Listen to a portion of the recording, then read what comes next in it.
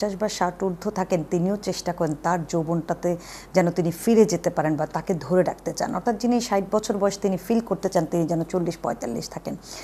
এটা আসলে বয়স তো আপনার বাড়বে, বাট আপনি যখন আপনার প্র্যাকটিসে থাকবেন যে ফিজিক্যাল ফিটনেস ধরে রাখার জন্য যে নিয়মগুলো আমরা বলে থাকি, লাইফস্টাইলের কথা আমরা বলে থাকি, খাবার দাবারের কথা আমরা বলে থাকি, যারা আসলে এই বিষয়গুলোকে মেনটেন করে এবং নিজের প্রতি যত্নশীল হয়, নিজেকে ভালোবাসে, তারা কিন্তু আসলে যৌবনটাকে ধরে রাখতেই পারে। অর্থাৎ আপনি 60 বা 70 কিন্তু ফিল করছেন আপনি 50।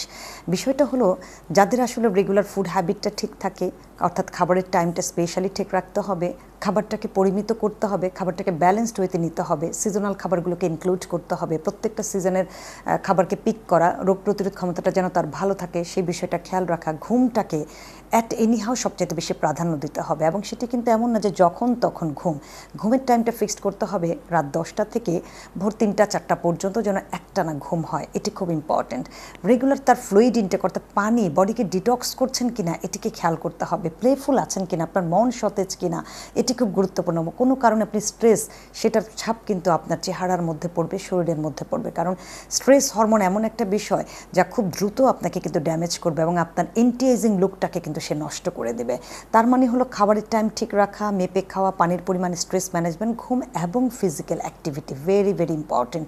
যারা ফিজিক্যালি খুব অ্যাক্টিভ থাকেন, রেগুলার ওয়ার্কআউট করেন, হাঁটেন, সাঁতার কাটেন অথবা সাইক্লিং করেন, কোনো না কোনো অ্যাক্টিভিটিস, এক্সট্রা অ্যাক্টিভিটিসের সাথে যদি আপনি জড়িত থাকেন, আপনার নির্দিষ্ট রেসপন্সিবিলিটি কাজের বাহিরে নিজেকে বিজি রাখা, নিজের জন্য 1 ঘন্টা সময় ব্যয় করা, হ্যাঁ, এটি আপনাকে ফিটনেস এনে দেবে এবং এন্টি এজিং থাকতে সাহায্য করবে। মোর ওভার এর পাশাপাশি যে খাবারগুলো আপনাকে সাহায্য করবে, অলমোস্ট চেষ্টা করতে হবে পুরো সপ্তাহ জুড়ে আপনার খাদ্য তালিকায় সেই খাবারগুলো রাখতে। তার মধ্যে আমি দইয়ের কথা বলবো, সামুদ্রিক মাছ, কুমড়োর বিচি যেটাতে সাইটোস্টেরন থাকে, যা হলো আপনার টেস্টোস্টেরনের মাত্রা বাড়াতে সাহায্য করে থাকে, কলা, সারা পৃথিবীতে খুব জনপ্রিয় একটি ফল যেটাকে আমি সুপার ফ্রুটস বলে থাকি, যার মধ্যে পটাশিয়াম এবং ভিটামিন বি কমপ্লেক্স থাকে। এবং এই ফলের বিভিন্ন রকমের উপাদানের মধ্যে একটা নির্দিষ্ট উপাদান থাকে যা যৌন রস উৎপাদনে সাহায্য করে থাকে, টেস্টোস্টেরনের মাত্রাটাকে বাড়িয়ে দেয়। মধুর কথা আমরা প্রত্যেকেই জানি, অর্থাৎ শীত বা গ্রীষ্ম আপনি চাইলে ইনস্ট্যান্ট এনার্জেটিক হওয়ার জন্য ভিতর থেকে আপনি চাইলে এভরিডে 1 চা চামচ মধুতে আদা কুচি, একটু কালিজিরা তেল মিক্সড করে এভরিডে সকালে কিন্তু 1 চা চামচ আপনি খেতে পারেন। এর পাশাপাশি যদি প্রোটিনের কথা বলি, সামুদ্রিক মাছের পাশে হলো ডিমের কথা বলবো, যেটা আপনি খাদ্য তালিকায় রেগুলার রাখবেন। পরিণত বয়সের একজন পুরুষ এবং নারী প্রতিদিন 1 থেকে 2টো ডিম রাখার চেষ্টা করবেন, কারণ আমরা ডিমটাকে বয়েল করে বা পোচ করে তার প্রপার পুষ্টিটা কিন্তু নিতে পারি, রেদার দেন আমরা ফিশ, চিকেন বা বিফকে অনেক প্রসেস করে ফেলি, যার কারণে তাদের অনেক খাদ্যগুণ কিন্তু নষ্ট হয়ে যায়। সেক্ষেত্রে ডিমের খাদ্যগুণটা আমরা প্রপারলি ইউজ করতে পারি।